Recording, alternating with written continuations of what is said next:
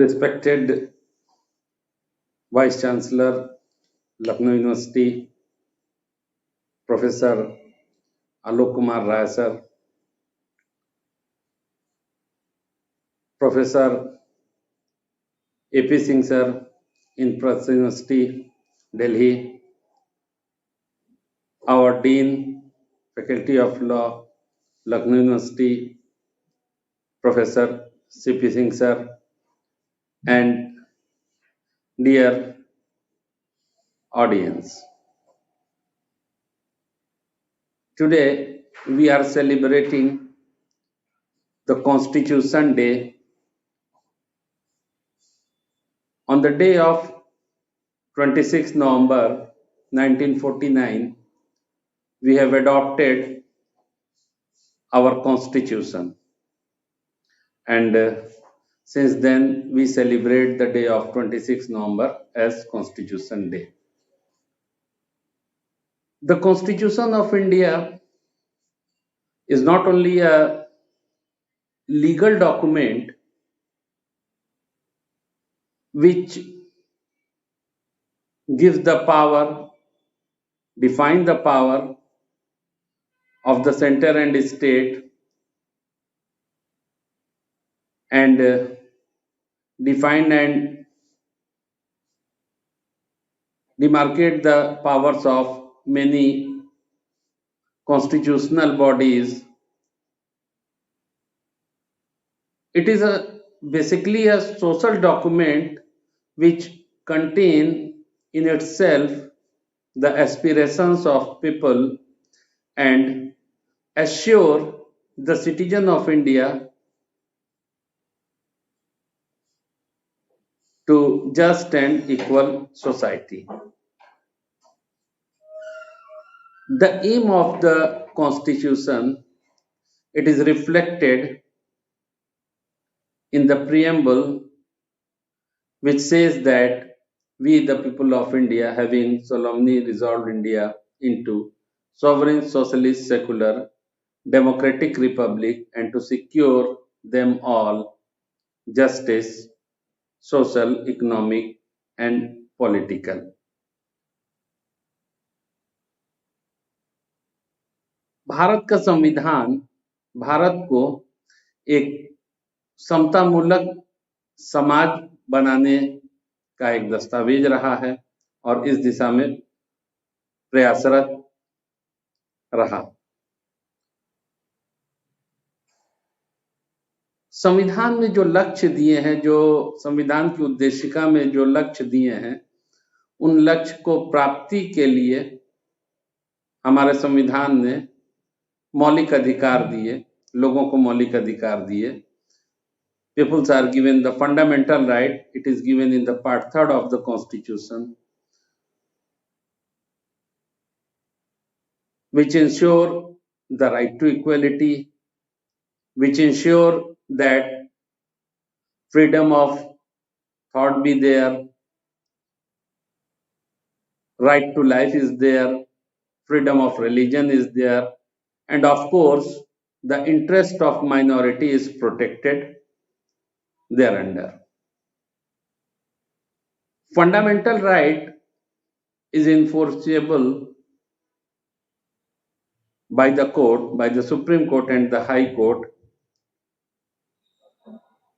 But in the original Constitution,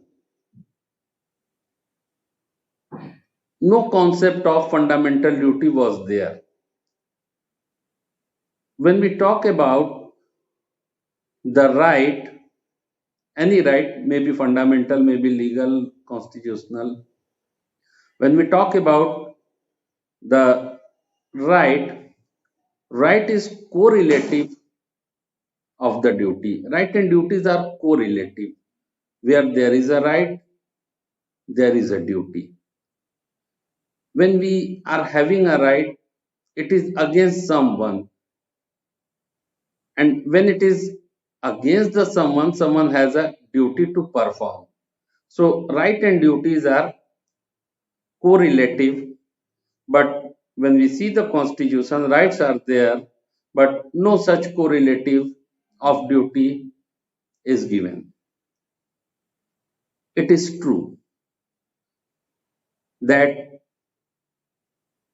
no democratic country can survive and no democratic polity can succeed where the citizens are concerned only with their right and they are not willing to perform their duties and responsibilities. And this is true that nation building is done by the citizen and it is their duty which make the country great. Basically, we can say that there are three things which built a nation. First, noble ideals. Nation must have noble ideals, must enrich in noble ideals. The second, capability of citizen for achieving the ideals, the noble ideals. And third one is the constant effort by its citizen to take their country forward.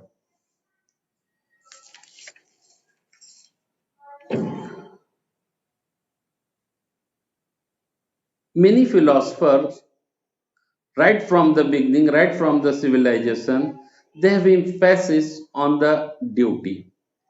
Even our father of nation, Mahatma Gandhi, has said once that the true source of right is the duty. If we all discharge our duty, right will not be far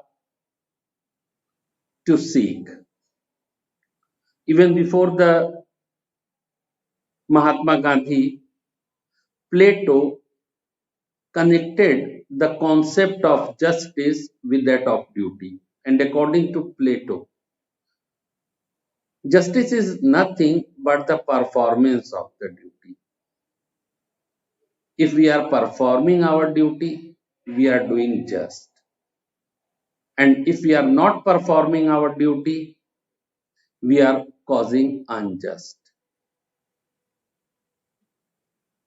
And in a series of the philosopher, we must quote the Auguste Comte and Duguid, who talked about the importance of duty, and according to them, the only right which a person can have is to perform his duty. The Indian tradition, our culture, our civilization, and our social order in ancient time that has been based upon duty. When we go through the religious text, the Vedas, the Varnashram, and even the Gita, we found the importance of duty. In Gita, it is said that Karmande Vadhikaraste Mafaleshu Kadachana. Do your duty, do your karma. And according to our religious belief, that it is our karma which determine the rebirth. And according to Varnashram, it is a duty which is decided and it is expected by the people to perform their duty. This may be the reason that when the constitution was drafted by the drafting committee, they did not consider to incorporate the fundamental duty because it is quite possible that they might believe that it is our religious belief, it is in our tradition that we are used to follow the duty. So perhaps the absence of fundamental duty in the original constitution may be willful omission, that it was expected by them that we all are supposed to perform the duty and it need not to mention specifically. शायद यही कारण रहा होगा कि उन्होंने कर्तव्य को बाध्यकारी नहीं बनाया और किसी मौलिक कर्तव्य का उल्लेख नहीं किया, क्योंकि कर्तव्य प्रधान हमारी परंपरा रही, हमारी संस्कृति रही, हमारा धर्म रहा और हमारी जो धरोहर है, जो सभ्यता है, वो कर्तव्य प्रधान रही। हमारा जो सामाजिक ताना बाना रहा वो कर्तव्य प्रधान रहा। लेकिन संविधान के बनने के बाद लगभग 25 वर्ष बीतने के बाद ऐसी आवश्यकता महसूस हुई कि हम जिस कर्तव्य की अपेक्षा अपने नागरिकों से कर रहे थे वो शायद पूरी नहीं हो रही है। So it was thought that the citizens of India, they are not performing their duty, they are much inclined towards their right, and this was causing imbalance between the correlation of right and duty. ये अधिकार और कर्तव्य में एक असंतुलन स्थापित हो रहा था और हम अधिकार और सिर्फ अधिकार की चर्चा और बात करते रहे, मांग करते रहे, वो मिलता रहा, कर्तव्य कहीं ना कहीं पीछे होता चला गया और कहीं ना कहीं हमें उसकी आवश्यकता महसूस हुई।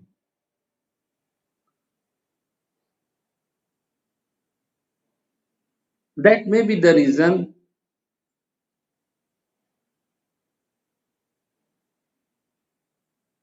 हमारी संसद ने 42वां संविधान संशोधन लाया और 42वें संविधान संशोधन के माध्यम से एक नए अध्याय जोड़े गए 51A, जिसमें 10 मौलिक कर्तव्य जोड़े गए। The incorporation of fundamental duty, it was on the recommendation of Sardar Swarn Singh Committee, and Sardar Swarn Singh Committee recommended to incorporate 8 fundamental duty, 8 मौलिक कर्तव्यों की संस्तुति की थी स्वर्ण सिंह समिति ने, और 8 मौलिक कर्तव्यों में कुछ जोड़ते कुछ घटाते अंत में 10 मौलिक कर्तव्य शामिल किए गए, संसद द्वारा पारित किए गए, और वो मौलिक कर्तव्य संविधान के अनुच्छेद 51A से दिए गए।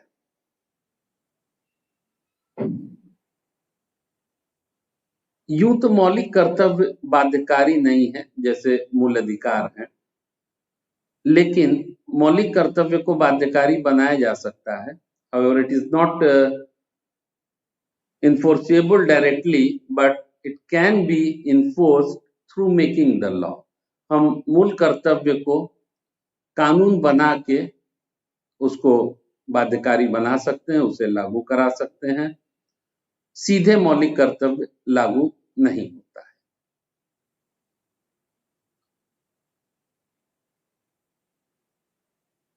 सवाल मौलिक कर्तव्य संविधान में रखने और इसे लागू करवाने का नहीं, सवाल इससे बड़ा है। और सवाल इससे बड़ा यह है कि क्या हमें कर्तव्यों के प्रति बोध नहीं है? क्या कर्तव्यों को हमें लागू करवाना पड़ रहा है? ये एक बड़ा सवाल है। और बड़ा इसलिए कि संविधान में तो सिर्फ 10 मौलिक कर्तव्य हैं। हालांकि 86th अमेंडमेंट से 2002 में एक 11वां मौलिक कर्तव्य जोड़ा गया, जो माता पिता के कर्तव्य के रूप में है कि वो अपने बच्चों को शिक्षा के लिए प्रेरित करेंगे, भेजेंगे। तो वर्तमान में 11 मौलिक कर्तव्य हैं। सवाल उन 11 मौलिक कर्तव्य का नहीं, बहुत से कर्तव्य हमारे ऐसे हैं, अपरिहार्य हैं, जो हमें पूरा करना है, जो हमें करना चाहिए और हम उन्हें नहीं कर रहे हैं। कर्तव्यों को लागू करने के लिए कानून बनाना पड़े और नागरिकों को बाध्य करना पड़े, ये निराशा का विषय। It is very disappointing that law has to enforce the duty. हम इतने उच्च आदर्शों को समेटे हुए हैं, इतने उच्च आदर्शों का इतिहास हमारा रहा है कि हमें कर्तव्यों को लागू करने के लिए किसी कानून की आवश्यकता नहीं है, ये स्वप्रेरित होना चाहिए। और जितना हम कर्तव्यों के प्रति सजग रहेंगे, जितना हम कर्तव्यों के प्रति जागरूक रहेंगे और इसका पालन सुनिश्चित करेंगे, मेरा मानना है कि व्यक्तिगत उन्नति, सामाजिक उन्नति और पूरे राष्ट्र की उन्नति होती चली जाएगी। और कोई भी राष्ट्र जिसको हम विकसित राष्ट्र कहते हैं, महान देश कहते हैं, बड़ा राष्ट्र कहते हैं, वो वहां के नागरिकों के अधिकारों से नहीं बनता है। हम यदि देखें तो वहां हमें एक अनुशासन दिखाई देगा, एक कर्तव्य बोध हर एक नागरिक का दिखाई देगा। जो कर्तव्य बोध है वो उस समाज के प्रति है, उस राष्ट्र के प्रति है। तो ये कर्तव्य बोध और कर्तव्य परायणता किसी देश के विकास में सहायक होती है और कर्तव्यों के आधार पे ही किसी देश का विकास होता है, सर्वांगीण विकास होता है। दूसरी बात, ये जो मौलिक कर्तव्य जोड़े गए संविधान में, ये नहीं भी जोड़े जाते तो क्या हम कर्तव्य विहीनता की तरफ जाते? हमारा संविधान बिना मौलिक कर्तव्यों का उल्लेख किए हमसे अपेक्षा करता है कि हम उसके आदर्शों, उसके उद्देश्यों को पूरा करें। संविधान का निर्माण किसने किया?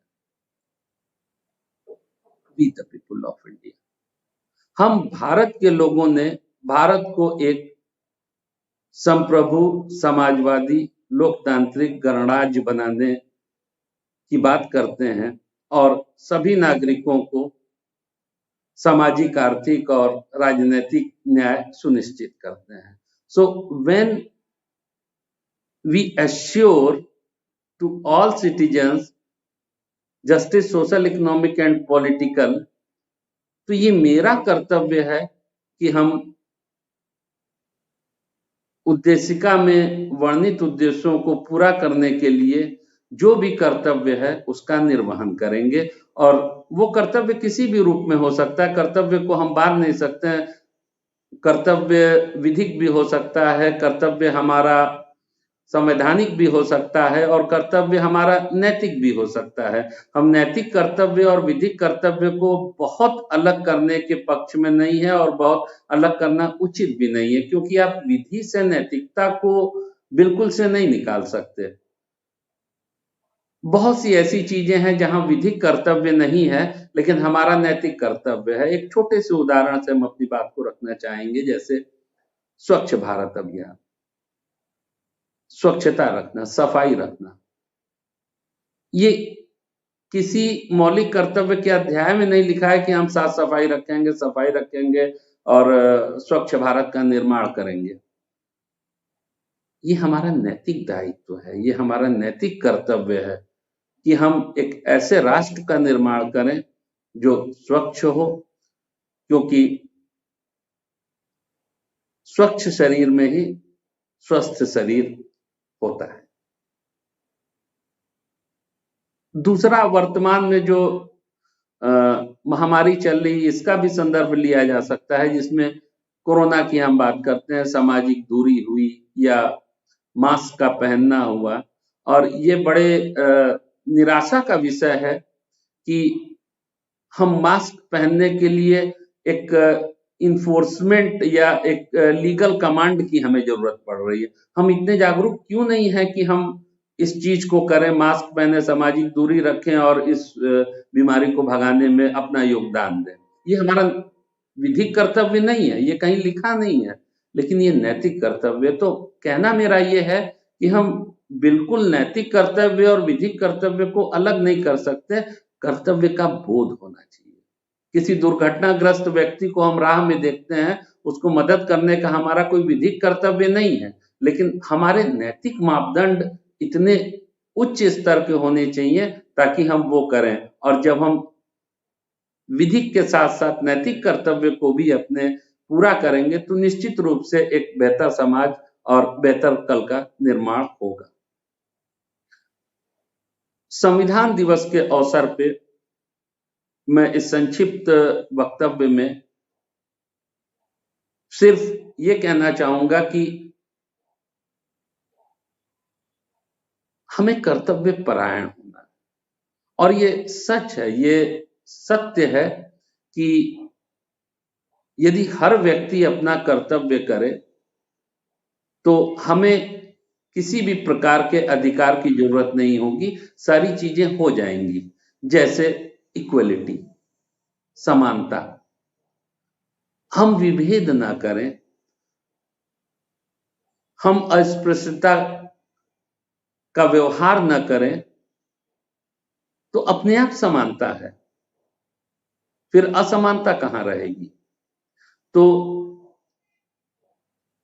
संविधान दिवस पे आज निश्चित रूप से हम कर्तव्य के महत्व और न केवल मौलिक कर्तव्य की बात, बल्कि कर्तव्य का दायरा बहुत बड़ा है। It is a wide connotation and we must perform our duty, and if we perform our duty, ये वास्तव में संविधान के प्रति हमारा सम्मान होगा और निश्चित रूप से हम संविधान में उल्लिखित लक्ष्य को प्राप्त कर सकेंगे। तो इन्हीं बातों के साथ हम अपनी बातों को समाप्त करते हैं। धन्यवाद।